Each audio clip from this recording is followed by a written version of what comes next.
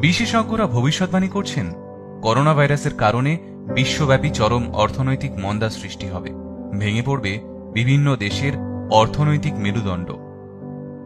ভারতীয় শিল্পপতি এবং জনহিতৈষী ব্যক্তি রতন টাটা বলেছেন, আমি সত্যিকার অর্থে এসব বিশেষজ্ঞদের সম্পর্কে তেমন কিছুই জানি না, কিন্তু একটা বিষয় আমার আস্থা রয়েছে, সেটা হলো মানুষের প্রবল ইচ্ছেশক্তি আর উঠে দাঁড়ানোর তীব্র প্রচেষ্টায় মানুষ অসাধ্য সাধন করতে পারে। মানুষের দুর্দমনীয় ইচ্ছাকে কখনোই দমন করে রাখা যায় না। সৃষ্টিকর্তা মানুষকে সেই অদম্য ক্ষমতা দিয়েছেন।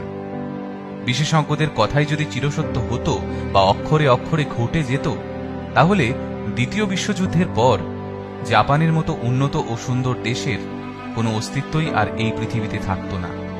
কিন্তু মাত্র কয়েক দশকের মাঝেই সেই জাপান সমস্ত পৃথিবীবাসীকে অবাক করে দিয়ে আজকের অবস্থানে পৌঁছেছে।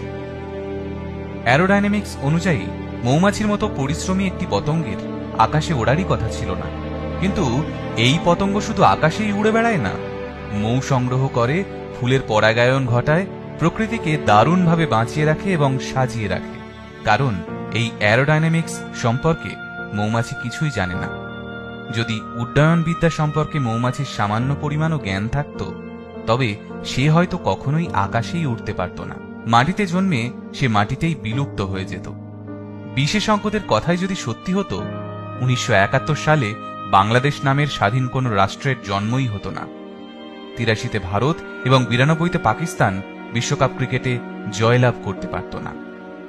এমনকি ডোনাল্ড ট্রাম্পেরও এই জন্মে মার্কিন যুক্তরাষ্ট্রের প্রেসিডেন্ট হওয়া হতো না। শুধু বিশেষজ্ঞদের মতামতে যদি বিশ্বাস করা যেত, তবে উইলমা রোডলফ অ্যাথলেটিক্সে 4 বার গোল্ড মেডেল অর্জন করতে পারত না। দৌড়ানো তো দূরের কথা, পঙ্গু হয়েই সারা জীবন ঘরে বসেই কাটাতে হতো। শুধু বিশেষজ্ঞদের কথাতে বিশ্বাস স্থাপন করলে অরুণিমা সিনহার তো মারাত্মক দুর্ঘটনার পর হাসপাতালে বেডেই পড়ে থাকার কথা ছিল। অথচ সে 7 বার ভলিবলে চ্যাম্পিয়ন হয়েছে, হিমালয় চূড়ায় আরোহণ করেছে। করোনা ভাইরাস জনিত সমস্যাটাও ভিন্ন কিছু না। যত বড় সমস্যা তত বড় সমাধান।